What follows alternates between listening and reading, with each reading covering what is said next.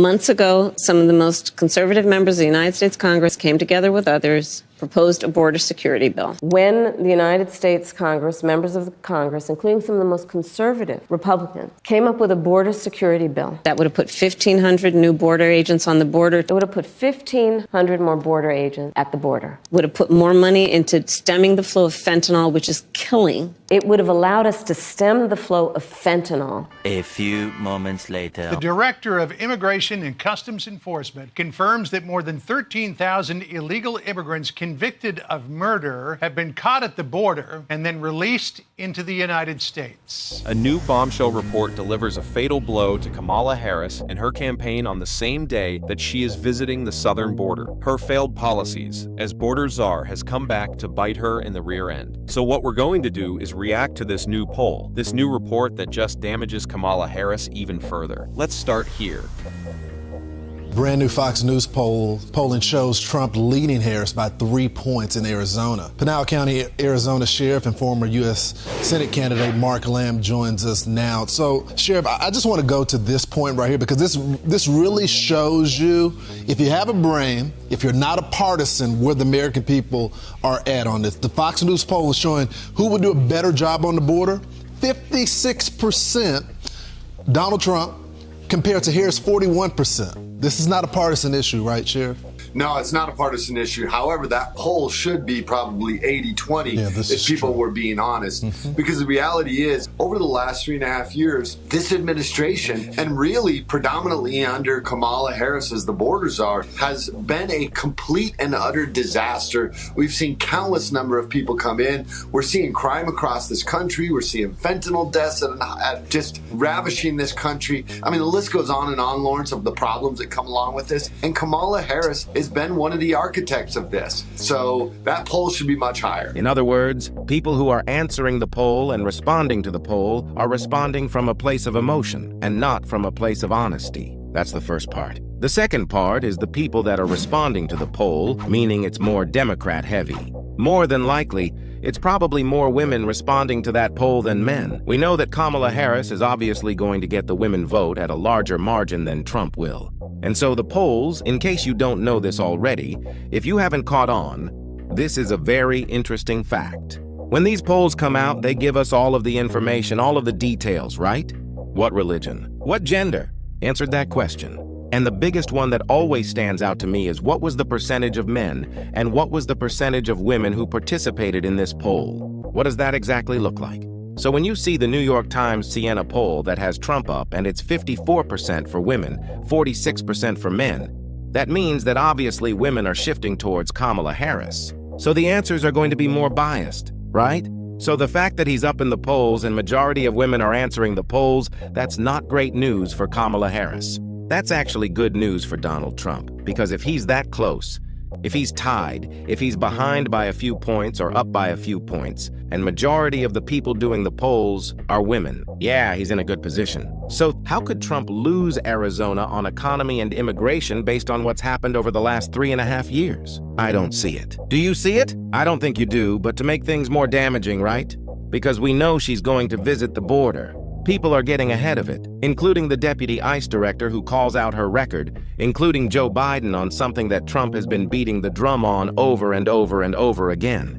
The type of people coming across the border, they're thugs, they're gang members, they're violent. Everybody wants to look the other way when he starts talking that way. So now that he's done that talking, now we have the numbers to support what he's been saying. Check this out. It's a jaw dropper to say the least. So to set the stage here, let me just explain what these numbers mean.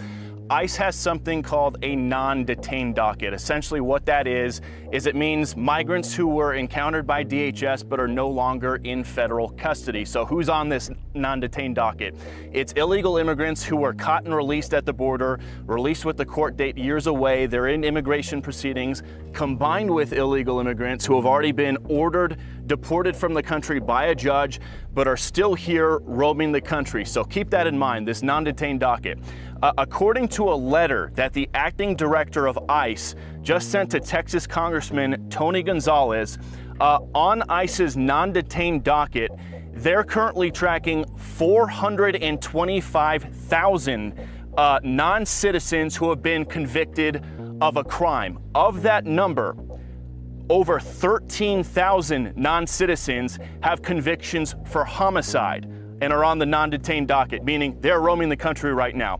On top of that, there are another 15,811 non-citizens convicted of sexual assault who are roaming the country right now on ICE's non-detained docket. It doesn't stop there. Those are convictions. The ICE director also says there are currently just under 1,900 non-citizens on the non-detained docket who have pending homicide charges who are roaming the country, and another 4,250 non-citizens who have pending sexual assault charges who are roaming the country on the non-detained docket. So people's eyes might be glazing over right now with all the numbers we just threw at you. Just to put it in a nutshell right here, what we've learned from the acting ICE director via this letter to Congressman Tony Gonzalez is right now there are over 13,000 illegal aliens convicted of homicide who are roaming the United States right now. There are another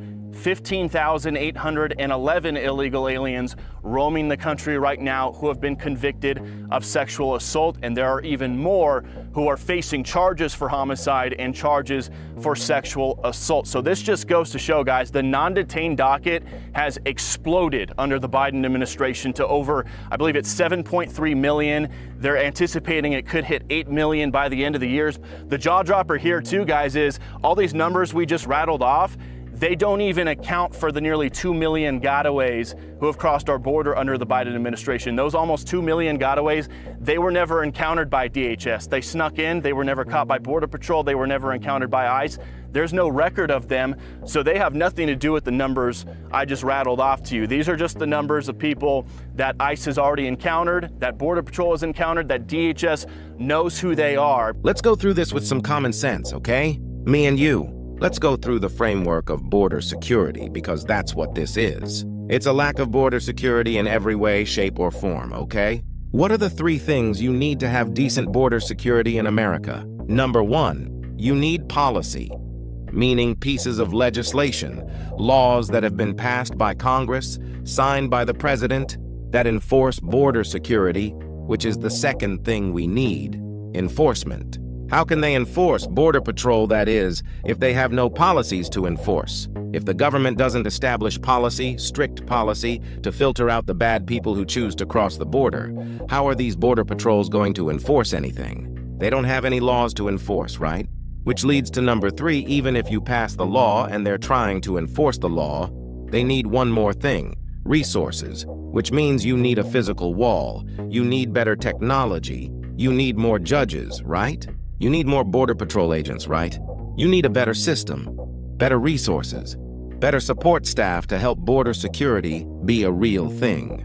But when Joe Biden and Kamala Harris seems to think they know better than Border Patrol, and they fly people into this country, and they don't give Border Patrol agents the manpower they need, and they don't finish the border, the physical wall, right? And they don't pass pieces of legislation, at a minimum, issue an executive order, you have a broken border security. That's what happened to America. So it's common sense, guys. It's a very simple equation: policy, enforcement, and resources. If they don't have those 3 things, the border will never be secure. And Donald Trump has been talking about this over and over and over again. And the interesting part about it is the amount of money that he asked to build the wall is a fraction of the money we've sent to Ukraine. The amount of money that Donald Trump asked to build the wall is a fraction of the money that we sent to these countries where these migrants are coming from. So it's a bunch of bull that she's going to the border today thinking that she's going to be able to convince people that she could be trusted. No, she can't. She failed in that department. But to the Democrats and Kamala Harris, failure doesn't matter to them because they're delusional. And because they're so delusional, they've got networks like MSNBC supporting that level of delusion, programming people to buy into the delusion. And you know that to be true when you hear the way Stephanie Ruhle responded to that disastrous interview with Kamala Harris about border security. Watch this. But Jonathan, it's crazy to think that half of America is A-OK supportive of mass deportations. But what a lot of voters are leaning towards Trump on immigration is that he does talk about it every day. So the fact that she's now talking about it is a huge win. And not just going to the border, but talking to communities around the country that have had a huge influx of legal immigration. But those communities are economically strained, right? They are maxed out. And what she's starting to do now is talk to those communities. You know, when she talks immigration, not just talking about the dreamers, not just talking about the path to legal immigration, but to say to Americans, and right, nobody's eating cats and dogs in Springfield, right. But there are lots of people in Springfield who are saying, my town looks different, my town feels different. We're stretched, our schools, our hospitals, and she's now starting to address that, which is a huge positive, because until now, Donald Trump touches a scintilla of truth, a scintilla, and then pushes it into a total lie zone. She's now getting into that space and seeing those people who potentially have felt like the government said, sit down, be quiet, and get used to the new world. And so she's now going there, and this could really be a good move for her. Can we just stick to the facts, right? Can we just be honest about both sides? It is true. Donald Trump killed that bill. Fine. We'll give you guys that. And it's also true, you guys broke the damn border. So what are you talking about? It's also true that the executive actions that Donald Trump took, you guys repealed them when you got into office. That is true. It's also true that at any point in the last 4 years, spent more money sending to sanctuary cities than you have actually investing in Border Patrol agents, investing in the technology, paying F or the wall. I mean, that's a fact. So to say that Donald Trump is only telling the part of the truth, no. He's telling the real truth. We don't know where these people are coming from. 2 million plus of gotaways. We don't know their gender. We don't know what country they came from. We don't know if they committed a crime. We don't know anything. This isn't 10,000 people. This is 2 million people estimate. So what are you talking about? That he's not telling the truth. He is telling the truth. And let's not be naive here, guys. We saw that the FBI came out for a political reason to tell everybody no crime is down. Crime is down. But what they failed to report is crime from illegal aliens, which is not reported in the FBI data. That's number one. Number two, that the major cities do not participate in reporting their numbers to the FBI. If you truly want to fact-check these clowns on this issue, just go to Chicago police or crime numbers, and you'll see that it says that crime has gone up over the last 4 years. Type in New York City crime, and you'll see that the numbers have gone up. I've done it myself. These guys are liars. They don't want to tell the truth on this issue whatsoever. So, of course, the big dog, former President Trump, had to respond to the delusion. Here's what he said.